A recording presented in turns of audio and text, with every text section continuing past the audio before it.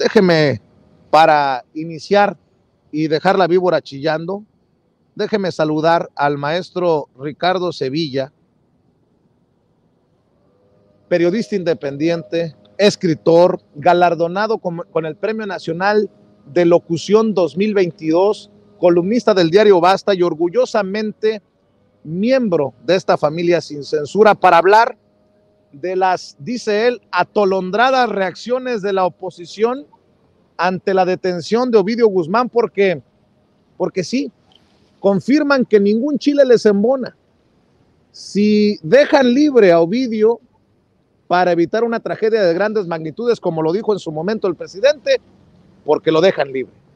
Si lo detienen, porque el presidente se dobla ante las presiones de Joe Biden. Nótese mi sarcasmo. Bueno, hasta andan diciendo que no es Ovidio, que es un doble de uno de los hijos del Chapo Guzmán. Bueno, pues yo creo que están muy tontos en la oposición o nos creen pendejos, mi querido Ricardo Sevilla, porque entonces, ¿cómo explicas los narcobloqueos, la reacción virulenta de miembros del crimen organizado en Sinaloa que tienen con el Jesús en la boca a la sociedad de aquellos lados de nuestra República Mexicana? Pero bueno, así son en esta oposición. Mi querido Ricardo, ¿cómo estás? Muy buenos días. Querido Vicente, público memorioso, buenos días. Pues será el sereno y patearán y rebuznarán y criticarán, pero ayer Ovidio Guzmán durmió en Almoloya y la oposición, a la que solo le faltó decir todos somos Ovidio, estuvo a punto de salir a decir que era prácticamente un héroe. Y esa postura, Vicente, es francamente grotesca por varias cosas, porque estos ignorantes pretenden restarle importancia a la detención de Ovidio Guzmán, haciéndole creer a la población que no era un personaje importante en la estructura del cártel de Sinaloa. Por favor, se equivocan, y se equivocan porque no leen, no comprenden y solo están preocupados en limpiarse la baba. Ovidio, hasta la madrugada de ayer, era el líder más importante del cártel del Pacífico, que estos personajes ya se está preguntando ahí en la red social, ¿por qué López Obrador le cambió el nombre y ahora le dice el cártel del Pacífico? Así se denomina, cártel del Pacífico o cártel de Sinaloa. Parece que no entienden de geografía.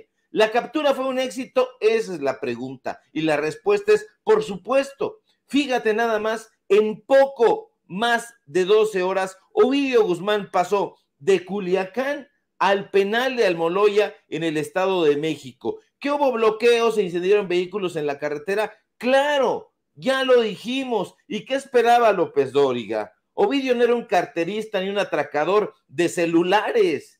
Es el hijo del Chapo Guzmán, un sujeto involucrado en actividades delictivas que tenían que ver con el narcotráfico, el homicidio, el fraude, el contrabando, las apuestas ilegales, la usura, la prostitución, el lavado de dinero, el tráfico de armas, pero no lo entienden. ¿Que por qué se hizo tanto alboroto? Andaban diciendo por ahí los especialistas en narcotráfico que ayer eran expertos en plagios y la semana pasada en temas de la Suprema Corte de Justicia. Y uno se pregunta, ¿son o se hacen los pentontos? Se hizo tanto alboroto, como dicen ellos, porque Ovidio, insisto, hasta la madrugada de ayer era el líder del cártel de Sinaloa.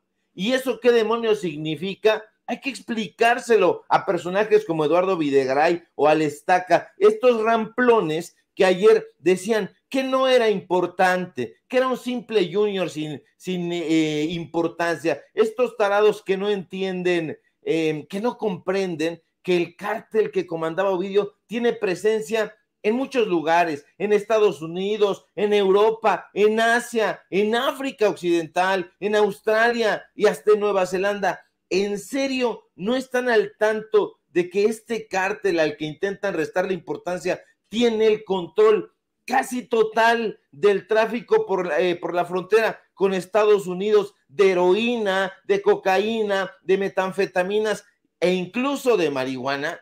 Y yo me pregunto, pues ¿en qué chingado mundo de juguete viven estos pelmazos? No, el cártel de Sinaloa no está diezmado, desde que capturaron al Chapo Guzmán, como andan diciendo por ahí, que no la frieguen. Ahí se ve cómo le compraron ese cuento a los periodistas, entre comillas, que dijeron que esas babosadas en la época de Peña Nieto, en la época en que recibían chayote a diestra y siniestra. Deliran, la calabacean y quieren que la gente se trague esos cuentos. Por supuesto que no es así. El cártel de Sinaloa posee el control absoluto de los cultivos de amapola y marihuana en una de las regiones más peligrosas de México, el Triángulo Dorado, que no es como ellos creen, un table dance o una cantina en la Condesa. Da pena, Vicente, tener que salir a explicarles que el Triángulo Dorado es el epicentro del narcotráfico en este país. ¿Este país? Sí, este país que ellos no conocen ni han explorado porque les da urticaria. Que el gobierno federal hizo un pacto con el propio cártel de Sinaloa para que le entregaran al Chapo, también lo andan diciendo. No maus, Miki, dirían por ahí. ¿A poco sí creen esas jaladas? ¿A poco Chumel sí cree esas tonterías que vomita en sus programas? Porque si lo cree, entonces es un rematado imbécil. Y si no lo cree y lo repite como cacatúa, entonces es de plano un miserable. ¿Cómo se le ocurre decir que fue un arreglo entre el gobierno federal y el cártel de Sinaloa? Si Ovidio Guzmán no es el pelón Gomis, un tipo burdo e intrascendente hasta para su familia, no, Ovidio Guzmán, se lo subrayo, era el líder del cártel más peligroso de este país. Su negocito, como los voceros de la oposición le llaman a ese cártel, tiene presencia en más de 17 estados de la República Mexicana, con centros de operaciones importantes aquí en la Ciudad de México, en Nayarit, en Toluca, en el Estado de México y por supuesto en el norte del país, particularmente en Sinaloa. Que Calderón lo hubiera hecho mejor, dicen los bots cuyo cerebro está frito por tantas imbecilidades. No, Calderón no lo hubiera hecho mejor, ni siquiera lo hubiera atrapado. Calderón no hubiera movido un dedo contra el cártel de Sinaloa y no lo hubiera movido, Vicente, porque eran socios.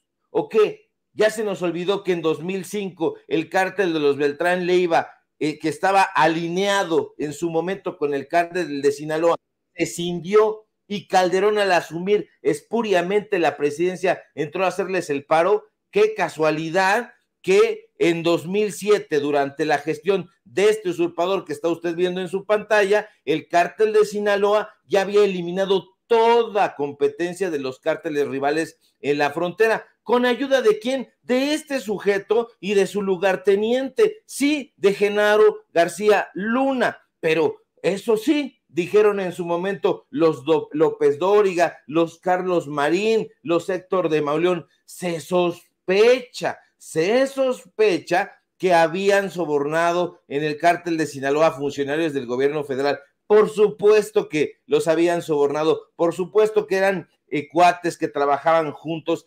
Este sujeto, apodado el ratón, Ovidio Guzmán, no era cualquier simple ratón de alcantarilla, Vicente, no, sino un personaje que heredó buena parte de las operaciones de narcóticos que encabezaba su padre. No era ningún lacayo, como estos voceros del corporativismo son lacayos, imaginan que todo el mundo es lacayo. No, Ovidio era uno de los mayores traficantes de cocaína en Colombia, de marihuana en México, de efedrina en Argentina y un personaje de absoluta importancia en ese mundo que ellos parecen ahora querer borrar de un plumazo. Y este tipo pues era importante, ahora le quieren restar interés porque, como decíamos el día de ayer, lo que querían en Reforma pues era simple y sencillamente que la portada apareciera con un baño de sangre, una portada sanguinolenta, pero no fue así. Ahora, los cabeza hueca que tienen por editores en Reforma, lo único que pudieron hacer o atinar a hacer fue publicar